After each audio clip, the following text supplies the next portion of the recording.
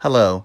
Today, I'm going to be reviewing Darkwing Duck number 4 by Dynamite Comics. It was written by Amanda Dybert, with interior art by Carlo Loro, and this variant cover being done by Leslie Lee.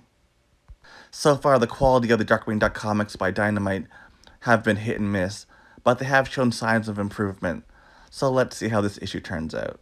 The comic picks up exactly where the last issue left off, with Drake trying to live a normal life, while Morgana is trying to coax him back into being a crime fighter.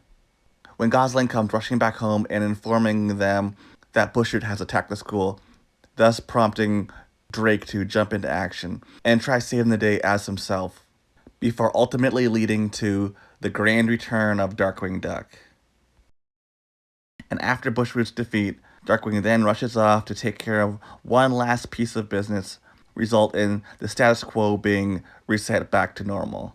All in all, I'd say that so far this is the best issue. Has some pretty clever jokes. There are some nice callbacks to the show. The characters are far more consistent. You have a lot wider range of expressions. Gosling's eye color is back to being green, the way it's supposed to be. The pun-heavy onomatopoeias have been heavily toned down. Is a lot more coherent without the plot holes and missing plot beats that some of the early issues had. While this issue is a marked improvement over the previous 3 issues, it is not perfect. It is clear to me that because there's not as much reference material for Morgana, her body proportions tend to fluctuate. For example, having quite a large rear end in certain panels. This is basically the second part of the story of the 3rd issue, so this comic does not stand on its own. You are required to have read the 3rd issue to understand what's going on in this issue. And since this issue just reestablishes the status quo, it kind of makes him going into retirement kind of redundant. They probably should have had him in retirement for at least one more issue, and really build up the fact that the city is falling apart without Darkwing Duck. Thus, his return would be a lot more impactful, for the full impact to make effect. Also, we're 4 issues in, and Gosling still hasn't said either of her catchphrases, which I find so bizarre because Amanda Dybert has done a pretty good job of capturing the unique ways Launchpad, Morgana, and some of the other characters talk. The character of Zan Allison from DuckTales 2017, this version is really nothing like that version, and it's kind of in name only.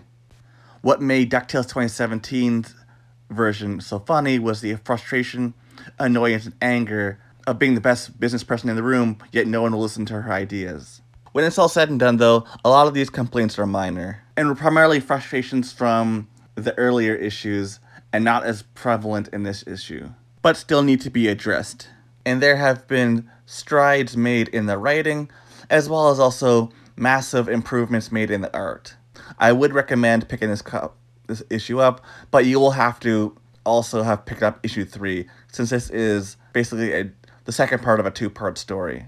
And now that we know for sure that the series is going to be ongoing, I'll be looking forward to see where the series goes next.